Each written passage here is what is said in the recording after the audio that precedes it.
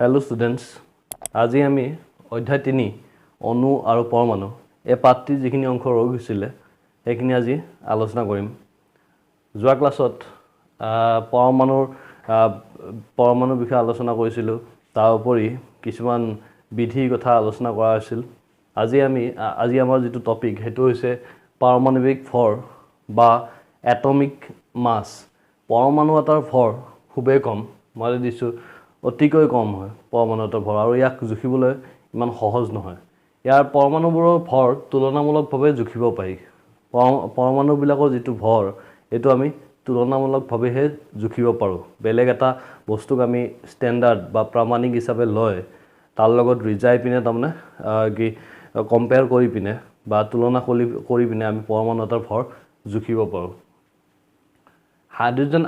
আগতে কি কৰিছিলে, বৰ্তমান এটা নতুন প্ৰক্ৰিয়া আছে, কিন্তু আগৰ যিটো প্ৰক্ৰিয়া সেইটো মই ইয়াতে দি দিছোঁ। হাইড্ৰজেন সকলোতকৈ পাতল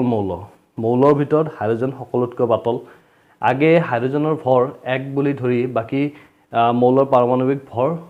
লোৱা হৈছিল। তাৰমানে হাইড্ৰজেনৰ ভৰটো 1 বুলি ধৰি পিনে বাকী যিমানবোৰ মৌল আছিলে তাৰ পাৰমাণৱিক ভৰটো লোৱা হৈছিল।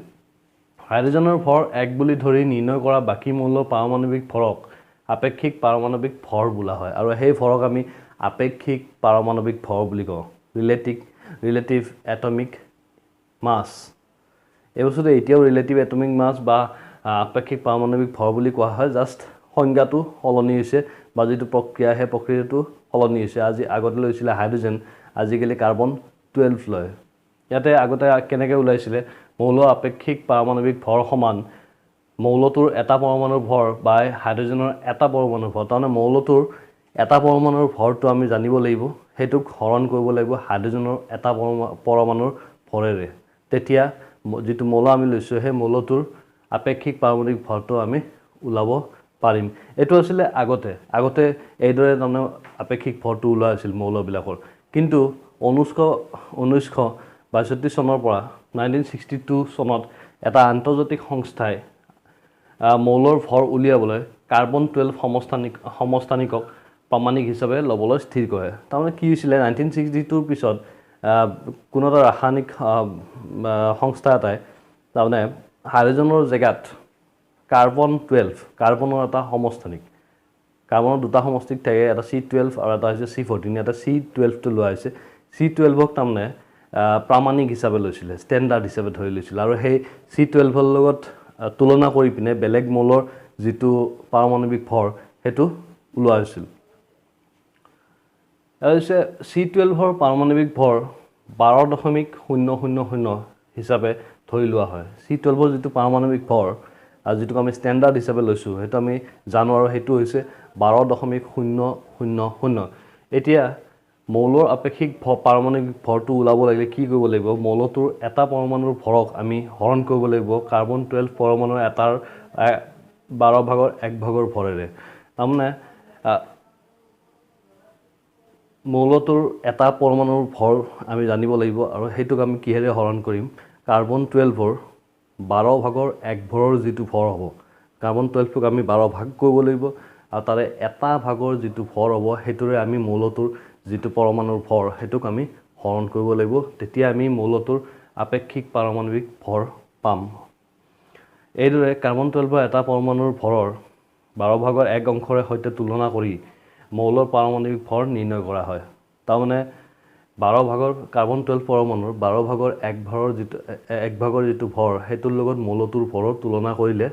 আপেক্ষিক পাৰমাণৱিক ভৰটো আমি পাম। তাৰমানে মৌলটোৰ যিটো আপেক্ষিক পাৰমাণৱিক ভৰ আমি পাম। এতিয়া যদি আমাক পৰীক্ষাত যদি সোধে পাৰমাণৱিক ভৰ কাক বোলে, তেতিয়া আমি লিখিব লাগিব কাৰ্বন-12ৰ এটা পৰমাণুৰ ভৰৰ ঠিক 12/1 অংশৰ সমান ভৰেই এক পাৰমাণৱিক ভৰ একক। এইটো হৈছে পাৰমাণৱিক ভৰৰ সংজ্ঞা। মনতে অণু বা মলিকিউল মানে কি, এতিয়া মই ইয়াৰ যিটো সংজ্ঞাটো এটা লিখি দিছোঁ। মৌল বা যৌগ এটাৰ স্বাধীন সত্তা থকা যি ক্ষুদ্ৰতম কণাই মৌল বা যৌগটোৰ সকলো ধৰ্ম প্ৰদৰ্শন কৰে তাক অণু বোলে। মৌল বা যৌগ এটাৰ একেবাৰে ক্ষুদ্ৰতম যিটো কণা যাৰ এটা স্বাধীন সত্তা থাকিব, এই কণাটোৱে তাৰমানে মৌল বা যৌগটোৰ গোটেইবোৰ ধৰ্ম প্ৰদৰ্শন কৰে। এই তেনেবোৰ কণাক আমি অণু বুলি কওঁ বা ইংলিছত ইয়াক মলিকিউলছ বুলি কোৱা হয় এতিয়া একে বা বেলেগ মৌলৰ পৰমাণুবোৰ একেলগ হৈ অণু গঠন কৰে একে বা বেলেগ মৌল বুলি কৈছে একেটা মৌলও হ'ব পাৰে বা বেলেগ বেলেগ মৌলৰ যিবোৰ পৰমাণু আছে সেইবোৰ লগ হৈ পিনে যোগ হৈ পিনে অণু গঠন কৰে যেনেকৈ অক্সিজেনত দুটা পৰমাণু থাকিব O যোগ O ইকুৱেল টু O2 এইটো হৈছে অক্সিজেন অণু দুটা পৰমাণুৰে ই গঠিত হৈছে এতিয়া মৌলৰ অণু ইংলিছত কোৱা হয় মলিকিউলছ অফ এলিমেণ্টছ মৌলৰ অণু মানে কি মৌল এটাৰ অণুবোৰ একেধৰণৰ পৰমাণুৰে গঠিত মৌল এটাৰ যিবোৰ অণু থাকিব এইবোৰ সদায় একেধৰণৰ পৰমাণুৰে গঠিত হ'ব মৌলৰ ক্ষেত্ৰত দেই যৌগৰ ক্ষেত্ৰত নহয় মৌলৰ ক্ষেত্ৰত কোৱা হৈছে অণুবোৰ সদায় একেধৰণৰ পৰমাণুৰে গঠিত মনত ৰাখিবা এটা দিছে আৰ্গন হিলিয়াম কিতাপত দিয়াই আছে উদাহৰণটো আৰ্গন আৰু হিলিয়াম এইবোৰ এটা পৰমাণুৰে গঠিত আৰ্গন হওক হিলিয়াম হওক নিয়ন হওক এইবোৰ এটা পৰমাণুৰে গঠিত কিন্তু অক্সিজেনৰ ক্ষেত্ৰত কি হ'ব দুটা পৰমাণু ইয়াত জড়িত হৈ থাকিব দুটা পৰমাণু জড়িত হৈ পিনে অক্সিজেনৰ সৃষ্টি হ'ব এইটো মই দেখাইছোঁ O+O দুটা অক্সিজেনৰ পৰমাণু যোগ হৈ পিনে অক্সিজেনৰ অণু O2 এইটো গঠন কৰিছে এইটো কোৱা হয় দুই পাৰমাণৱিক আৰু অজন O3 ইয়াতে কি হয় তিনিটা অক্সিজেনৰ পৰমাণু O+O+O তিনিটা অক্সিজেনৰ পৰমাণু যোগ হৈ পিনে এটা অক্সিজেনৰ অণু গঠন কৰিছে যাক আমি অজন বুলি কওঁ এইটো হৈছে ত্ৰিপাৰমাণৱিক তাৰমানে তিনিটা পৰমাণু যোগ হৈ পিনে এটা অণু গঠন কৰিছে সেইকাৰণে এইটো ত্ৰিপাৰমাণৱিক আৰু ওপৰটো আছিলে দুটা পৰমাণু লগ হৈ পিনে এটা অণু গঠন কৰিছিলে সেইকাৰণে তাক দুই পাৰমাণৱিক বুলি কোৱা হয় এতিয়া আন এটা শব্দ হৈছে পাৰমাণৱিকতা যাক ইংলিছত কোৱা হয় এটমিচিটি পাৰমাণৱিকতা মানে কি অণু এটা যিমান সংখ্যক পৰমাণুৰে গঠিত হয় তাকে অণুটোৰ পাৰমাণৱিকতা বোলে তাৰমানে অণু এটাত কিমান পৰমাণু থাকিব এটা অণুত যিমান পৰমাণু থাকিব সেই পৰমাণুৰ যিটো সংখ্যা সেই সংখ্যাটোকে সেই অণুটোৰ পাৰমাণৱিকতা বুলি কোৱা হ'ব এতিয়া অক্সিজেনৰ ক্ষেত্ৰত দুটা পৰমাণু আছে দুটা পৰমাণু লগ হৈ পিনে এটা অক্সিজেনৰ অণু গঠন কৰিছে সেইকাৰণে ইয়াৰ পাৰমাণৱিকতা হ'ব 2 এতিয়া অজনৰ ক্ষেত্ৰত তিনিটা পৰমাণু আছে লগ হৈ পিনে ই অজন গঠন কৰিছে এই তিনিটা পৰমাণু থকাৰ কাৰণে অজনৰ যিটো পাৰমাণৱিকতা বা এটমিচিটি সেইটো হৈছে 3 লাষ্টত দিছোঁ মই যৌগৰ অণু মলিকিউলছ অফ কম্পাউণ্ডছ বেলেগ বেলেগ মৌলৰ পৰমাণুৰ নিৰ্দিষ্ট অনুপাতত লগ হৈ যৌগৰ অণু গঠন কৰে এতিয়া মৌলৰ যেনেকৈ অণুত অকল মৌলটোৰ পৰমাণুবোৰ আছিল তেনেকৈ বেলেগ বেলেগ পৰমাণু থাকিব যৌগৰ ক্ষেত্ৰত যৌগৰ যিবোৰ অণু থাকিব এইবোৰত তাৰমানে বেলেগ বেলেগ পৰমাণু জড়িত হৈ পিনে যৌগৰ অণুটো গঠন কৰিব এটা উদাহৰণ দিছোঁ পানী H2O ইয়াতে হাইড্ৰজেন আৰু অক্সিজেনৰ পৰমাণু যোগ হৈ আছে যোগ হৈ পিনে পানী গঠন কৰিছে কিন্তু এটা নিৰ্দিষ্ট অনুপাতত আৰু অনুপাতটো হৈছে 1:8 তাৰমানে 9 গ্ৰাম যদি পানী লওঁ তাতে 1 গ্ৰাম হাইড্ৰজেন থাকিব আৰু 8 গ্ৰাম অক্সিজেন থাকিব এই অনুপাতটো সদায় স্থিৰ থাকে 2 নম্বৰতে এটা এমনিয়া উদাহৰণ লৈছোঁ ইয়াতে দুই ধৰণৰ পৰমাণু আছে এটা হৈছে নাইট্ৰজেন আনটো হৈছে হাইড্ৰজেন নাইট্ৰজেন আৰু হাইড্ৰজেন এটা নিৰ্দিষ্ট অনুপাত আছে এইটো হৈছে 14:3 আয়ন এই শব্দটো আগতেও শুনিছা চাগে ইয়াতে মই ইয়াৰ যিটো সংজ্ঞাটো দি দিছোঁ ধাতু বা অধাতুৰে গঠিত যৌগবোৰত আধানযুক্ত কণা থাকে যাক আয়ন বোলা হয় ধাতু আৰু অধাতুৱে যেতিয়া যৌগ গঠন কৰে তেতিয়া তাত আধানযুক্ত কণা থাকে আধান থাকিব এই আধানযুক্ত কণা থাকিব যাক আমি আয়ন বুলি কওঁ আয়নবোৰ ঋণাত্মক বা ধনাত্মক দুটা হ'ব পাৰে ইয়াৰে যিখিনি আমাৰ ঋণাত্মক আয়ন আছে ঋণাত্মক আয়নক আমি এনায়ন বুলি কওঁ আৰু যিখিনি ধনাত্মক আয়ন আছে তাক আমি কেটায়ন বুলি কওঁ উদাহৰণ এটা মই দিছোঁ ইয়াতে ছডিয়াম ক্লৰাইড এটা যৌগ এই ছডিয়াম ক্লৰাইড যৌগটো দুটা আধানযুক্ত কণাৰে গঠিত এটা হৈছে ছডিয়াম আয়ন আৰু আনটো হৈছে ক্লৰাইড আয়ন ইয়াৰে যিটো ছডিয়াম আয়ন আছে Na+ এইটো হৈছে ধনাত্মকভাৱে আহিত বা ধনাত্মক আধানযুক্ত সেইকাৰণে ইয়াক কোৱা হয় কেটায়ন আনটো আয়ন হৈছে ক্লৰাইড আয়ন যিটো হৈছে ঋণাত্মক ভাৱে আহিত বা ঋণাত্মক আধানযুক্ত আৰু ইয়াক কোৱা হয় এনায়ন মনত ৰাখিবা প্লাছ মানে ধনাত্মক হ'লে কেটায়ন আৰু ঋণাত্মক হ'লে এনায়ন কিছুমান কেটায়ন আৰু এনায়নৰ এটা উদাহৰণ দিছোঁ প্ৰথম কেটায়ন কেইটা দিয়া আছে ছডিয়াম আয়ন পটাছিয়াম আয়ন এইটো চিলভাৰ আয়ন কপাৰ আয়ন মেগনেছিয়াম আয়ন আৰু তলত এন আয়ন কিছুমান দিয়া আছে ক্লৰাইড আয়ন ব্ৰমাইড আয়ন আয়ডাইড আয়ন অক্সাইড আয়ন তাৰোপৰি আন এটি টপিক হৈছে বহুপাৰমাণৱিক আয়ন মানে কি একাধিক পৰমাণুৰ আধানযুক্ত গোট একোটাক যদি একাধিক পৰমাণুৰ আধানযুক্ত গোট থাকে তেন্তে তাক আমি বহু পাৰমাণৱিক আয়ন বুলি ক'ম তাৰমানে পৰমাণু কেইবাটাও থাকিব ইয়াত কেইবাটাও পৰমাণু থাকিব ইয়াতে যেনেকৈ এটা পৰমাণু আছে সোডিয়ামৰ পৰমাণু পটাছিয়ামৰ পৰমাণু চিলভাৰ কপাৰ এনেকৈ ইহঁতৰ পৰমাণু তেনেকৈ ইয়াতে একাধিক এটাতকৈ বেছি পৰমাণুৰে গঠিত একোটা গোট থাকিব আৰু তাক আমি বহু পাৰমাণৱিক আয়ন বুলি ক'ম এইটো এমনিয়াম আয়ন ইয়াতে সোডিয়ামৰ পৰমাণু আছে লগতে হাইড্ৰজেনৰ পৰমাণু আছে এইটো হাইড্ৰক্সাইড আয়ন এইটো অক্সিজেন আৰু হাইড্ৰজেন দুইটাৰে পৰমাণু আছে তাৰপিছত নাইট্ৰাইট আয়ন NO3 মাইনাছ এইটো নাইট্ৰজেন আৰু অক্সিজেন দুইটাৰে পৰমাণু আছে ৰাসায়নিক সংকেত মানে হৈছে এটা যৌগৰ ৰাসায়নিক সংকেত হ'ল তাৰ সংযুতিক প্ৰতীকী ৰূপত উপস্থাপন কৰা এটা ব্যৱস্থা যিটো যৌগটোৰ যিটো সংযুতি যিটো কম্পজিশ্যন কি পদাৰ্থ কি মৌলৰে ই গঠিত এই যৌগটো সেই যৌগটোৰ যিটো কম্পজিশ্যনটো আমি প্ৰতীকী ৰূপত যেতিয়া উপস্থাপন কৰিম সেইটো কোৱা হ'ব ৰাসায়নিক সংকেত এই ৰাসায়নিক সংকেতবোৰ আমাক আচলতে ৰাসায়নিক বিক্ৰিয়াবোৰ লিখিবৰ কাৰণে সহায় হয় বা ব্যৱহাৰ কৰা হয় এটা যৌগৰ ৰাসায়নিক সংকেতে তাৰ উপাদান মৌলবোৰ আৰু প্ৰতিটো মৌলৰে পৰমাণুৰ সংখ্যাক দেখুৱায় কোনো এটা যৌগৰ ৰাসায়নিক সংকেতে কি দেখাব তাৰ যিটো উপাদান মৌল কি মৌলৰে এই যৌগটো গঠিত হৈছে সেই মৌলটো দেখাব লগতে প্ৰতিটো মৌলৰে প্ৰত্যেকটো ধৰা দুটা যদি তাত মৌল থাকে দুইটা মৌলৰে পৰমাণুৰ যিটো সংখ্যা এই পৰমাণুৰ সংখ্যাটো দেখাব পৰমাণু এটা আছে নে দুটা আছে নে তিনিটা আছে এই সংখ্যাটো ইয়াতে দেখুৱাব মনত ৰাখিবা ৰাসায়নিক সংকেত এটাত তাৰ উপাদান মৌলবোৰ আমি দেখা পাম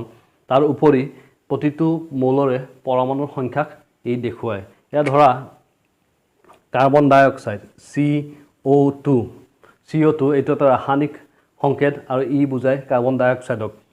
এতিয়া ইয়াতে কি হৈছে ইয়াৰ উপাদান মৌল কোনকেইটা এটা হৈছে এইটো কাৰ্বন আৰু এটা হৈছে অক্সিজেন এই দুটা হৈছে উপাদান মৌল কাৰ্বন আৰু অক্সিজেন মিলি পিনে কাৰ্বন ডাই অক্সাইড গঠিত হৈছে আৰু ইয়াতে 2 নম্বৰ আমি কি জানিম ইয়াতে কাৰ্বনৰ পৰমাণু এটা আছে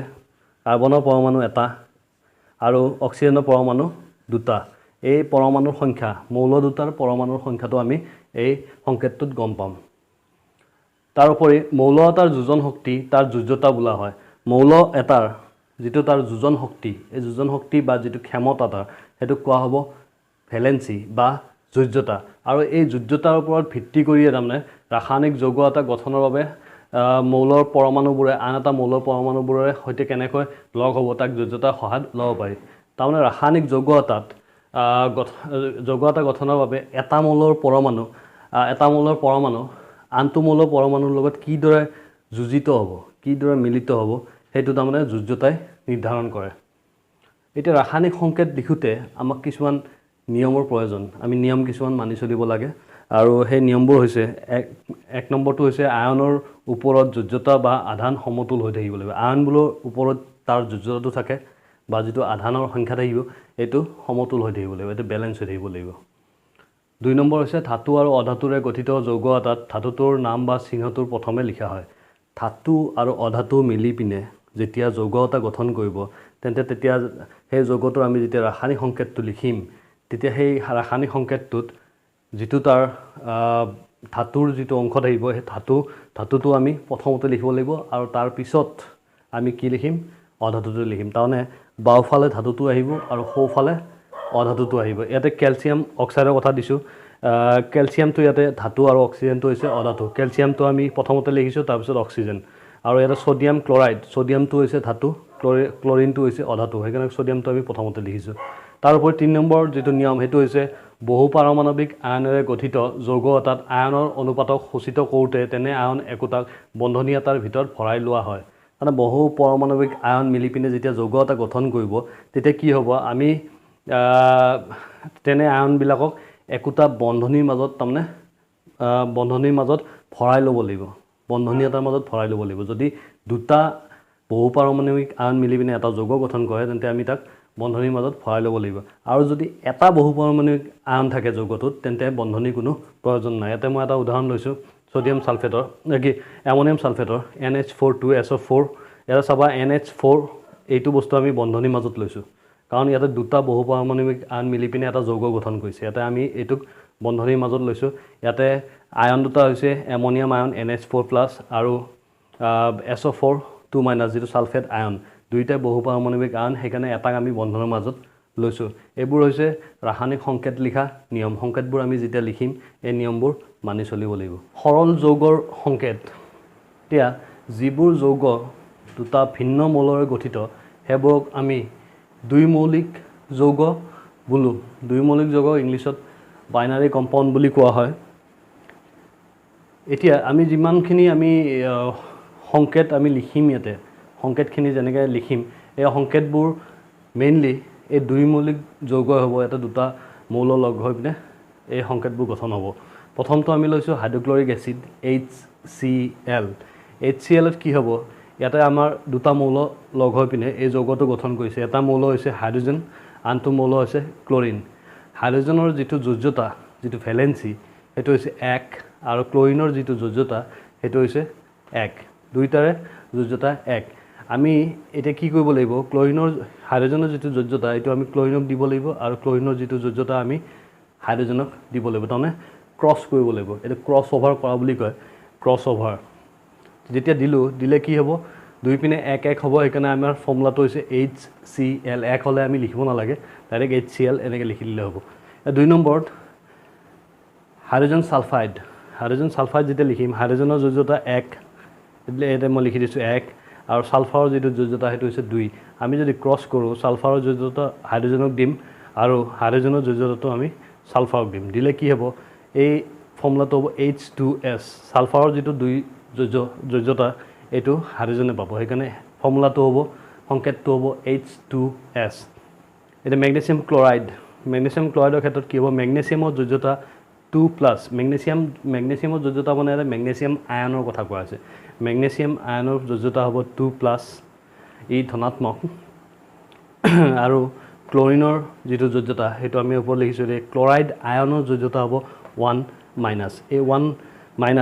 1-টো মেগনেছিয়ামৰ পিনে যাব আৰু 2টো ক্লৰিনৰ পিনে যাব তাৰপিছত ফৰ্মুলাটো হ'ব MgCl2